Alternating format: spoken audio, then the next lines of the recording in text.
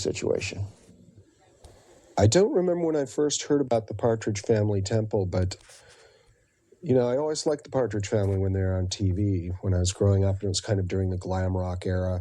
And I actually kind of like dressed a lot like David Cassidy when that show was on TV. It was that age when everybody had the feathery hairdos and stuff and wore tight sweaters and platforms and things.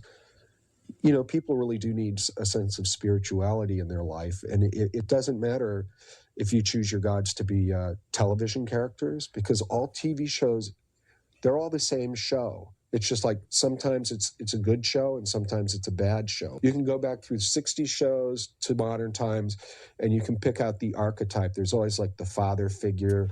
There's always in Ponderosa, you know, there's the father figure. There's a handsome brother, then there's a young, cute brother, there's a wacky, goofy brother. I understood this, and I became a staunch supporter of these guys, and I started listening to the Partridge Family all over again. And the songs really are deep, and they really do have all these layers of meaning. And whether the songwriters were intentionally putting that in there, or whether it was just some unconscious manifestation of some eternal truth. But two, I like the fact that it's like, at the time, everybody was into being cynical and being ironic and being rebellious. And to me, a group of people who said, you know, our religion is based on fun. And that's what we try to do 24 hours a day. We try to have fun. We try to make our lives into an interesting episode of a television show. You know, it's like your life is your own show. You're the star of the show. You're the director. You write the lines. So you can make it into the groovy show on TV, or you can make it into something that... you know, is going to be canceled straight away because there's nothing interesting going on.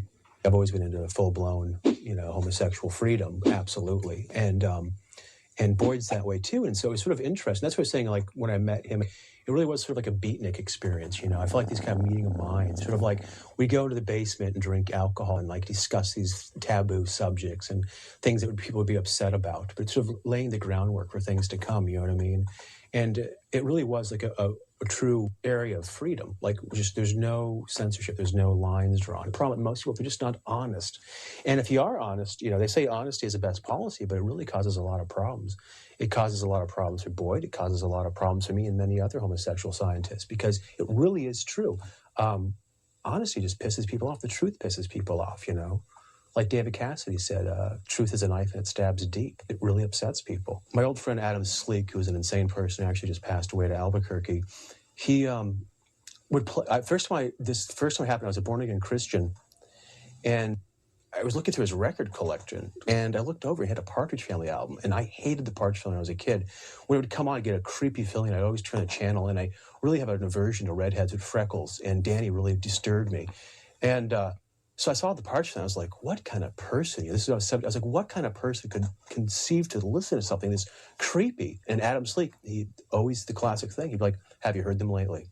And he'd say this to everyone. And so that was when I was 17. So when I was 19, I was back in Denver. We were hanging out with Adam Sleek, and we went to a coffee house called Cafe 13. And on the jukebox was the Partridge Family. He freaked out. He couldn't believe that they had the Partridge Family. So he'd go there. He'd constantly put the Partridge Family on over and over.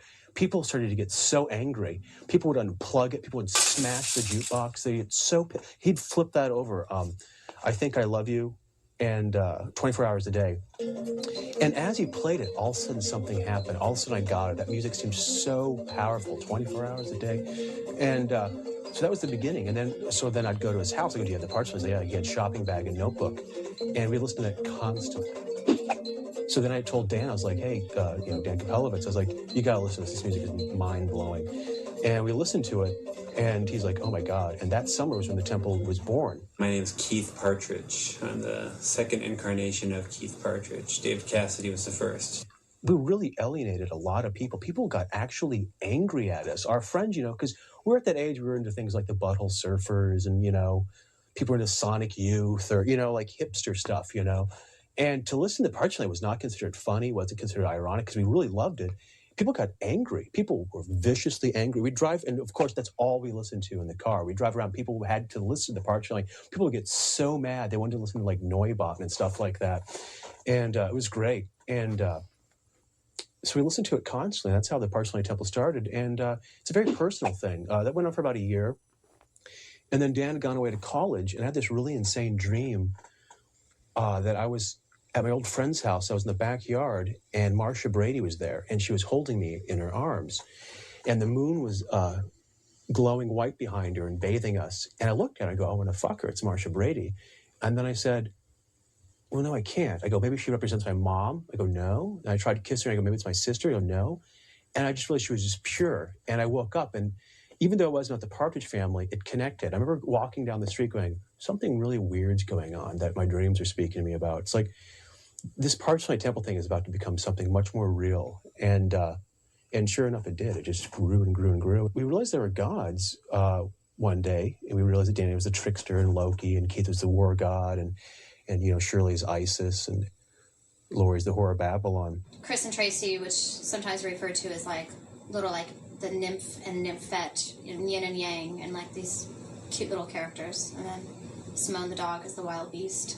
It's all about fun. It's all about listening to the music and watching television, because television's God. And it's like, I mean, people, their whole lives are ran by television. So there's nobody that can actually argue that TV is not God. The Pope came to Denver, and Boyd put his priest outfit on and went down there. He's walking around, and he said he's sitting there. He looks really normal. He's in this priest outfit, and all of a sudden these kids sheepishly came up to him and were like, "Father," and he's really confused. He forgot he's wearing the priest outfit. It's like, yeah. He's like, yeah, and they're like, "Will you bless our rosary beads?" And they gave him rosary beads, and so he took them, just stared at them, and then he put them in his mouth and went, and shook his head back and forth with saliva going everywhere like some insane person. And then he pulled them out of his mouth. They're all dripping wet. He's like, here you go. And the kids took them. They're just like trembling and confused. Like, in their mind, a priest just did that, Back in 1990, when I was